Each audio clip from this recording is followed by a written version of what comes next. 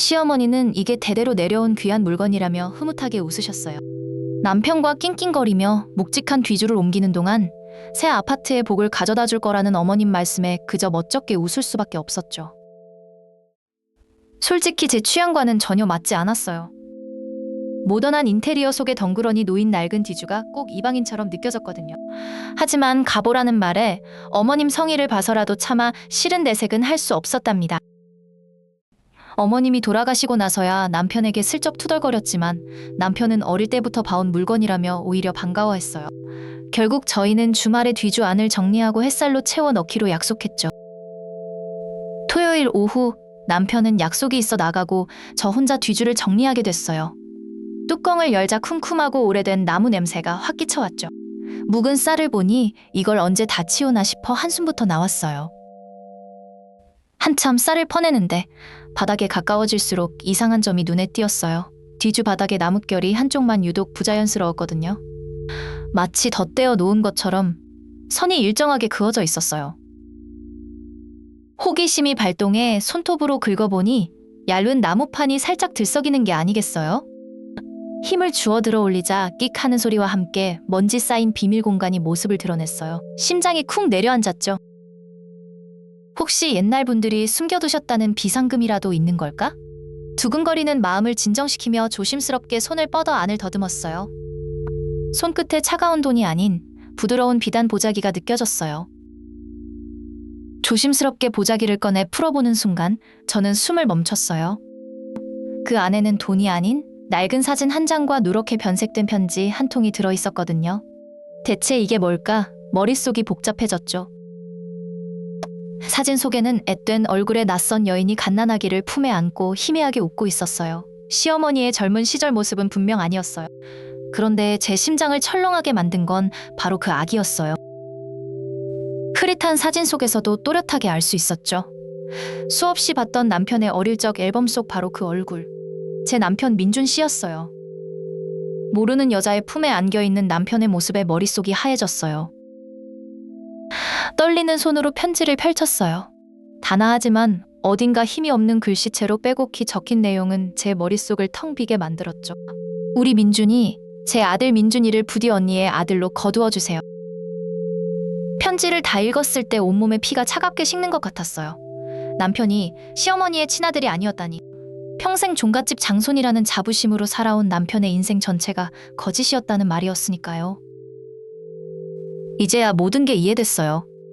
시어머니가 그토록 우리 핏줄을 강조하셨던 이유가 어쩌면 이 거대한 비밀을 덮기 위한 필사적인 방어 기제는 아니었을까요? 저는 모든 것을 원래대로 돌려놓았어요. 그날 저녁 집에 돌아온 남편은 제 안색을 살피며 걱정했어요. 피곤해서 그렇다고 둘러댔지만 웃고 있는 남편의 얼굴을 제대로 쳐다볼 수가 없었어요. 예전처럼 그를 대할 수가 없게 된 거예요. 며칠 밤을 뜬 눈으로 새웠어요. 이 끔찍한 진실을 남편에게 알려야 할까? 아니면 모두의 바람대로 영원히 가슴에 묻어야 할까?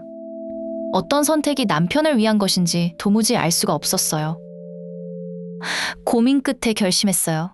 이건 저 혼자 감당할 수 있는 비밀이 아니며 무엇보다 남편의 인생이 걸린 문제라고요. 거짓 위에 세워진 행복은 언젠가 무너질 모래성과 같다고 생각했어요. 주말 저녁, 저는 남편을 뒤주 앞에 마주 앉혔어요. 그리고 제가 발견한 모든 것을 털어놓았죠. 남편은 처음에는 농담하지 말라며 웃었지만 제 표정이 심각하다는 걸 깨닫고 점점 굳어갔어요. 사진과 편지를 본 남편의 얼굴은 순식간에 잿빛으로 변했어요. 그는 아무 말 없이 편지를 몇 번이고 다시 읽었죠. 믿었던 세상이 무너지는 듯한 그의 표정을 참아 볼 수가 없었어요. 그날 밤, 저희는 한마디도 하지 않았어요. 건장하던 남편의 어깨가 아이처럼 떨리고 있었어요. 남편은 거실 소파에 웅크려 밤을 새웠고 저는 그런 남편의 뒷모습을 보며 함께 울었어요. 다음 날 남편은 차분하지만 단호한 목소리로 말했어요. 어머니를 뵈러 가야겠다고. 같이 가달라고요. 시댁으로 가는 내내 차 안은 숨막히는 침묵으로 가득 차 있었고 저는 남편의 손을 꼭 잡아주었죠. 시어머니는 저희의 갑작스러운 방문에 놀라면서도 반갑게 맞아주셨어요. 하지만 남편이 거실 테이블 위에 편지와 사진을 조용히 올려놓자 어머님의 얼굴에서 모든 핏기가 사라졌어요. 남편의 목소리는 절망으로 가득 차 있었어요. 자신이 어머니의 아들이 아니었냐는 물음에 시어머니는 처음엔 완강히 부인하며 소리쳤죠. 내가 널 어떻게 키웠는데 그런 말을 하냐고요. 하지만 남편이 눈물을 흘리며 진실을 말해달라고 애원하자 결국 시어머니는 무너져 내렸어요. 수십 년간 억눌러왔던 비밀과 슬픔이 한꺼번에 터져나오며 모든 것을 실토하기 시작했죠. 남편의 생모는 시어머니의 가장 친한 친구였고 아이 아빠에게 버림받은 채 병을 앓다 남편을 낳고 얼마 안 가 세상을 떠났다고 해요. 친구의 마지막 부탁을 외면할 수 없었던 거죠. 단 한순간도 제 아들이 아니라고 생각한 적 없었다는 시어머니의 우열에 제 가슴도 찢어지는 듯했어요. 분노와 슬픔, 그리고 시어머니에 대한 연민이 뒤섞여 마음이 너무 복잡했어요. 그날 이후 남편은 큰 충격에 빠져 회사도 나가지 못하고 시어머니와의 연락도 끊었어요. 저는 그런 남편의 곁을 묵묵히 지키며 그의 깊은 상처가 아물 때까지 그저 기다려주기로 했어요.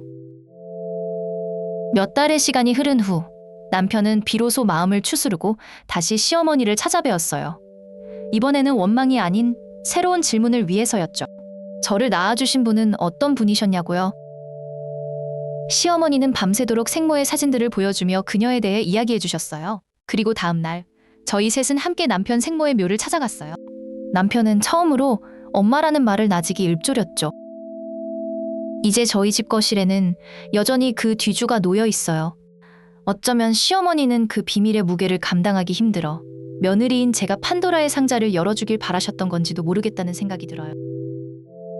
핏줄만이 가족을 완성하는 건 아니었어요. 오랜 시간 골랐던 상처를 함께 보듬고 아픈 진실 위에서 더 단단한 신뢰를 쌓아가는 것. 비로소 진짜 가족이 되어가는 저희는 이제야 진짜 봄을 맞이하고 있어요. 여러분이라면 어떻게 하셨을까요? 댓글로 알려주세요. 구독과 좋아요는 큰 힘이 됩니다.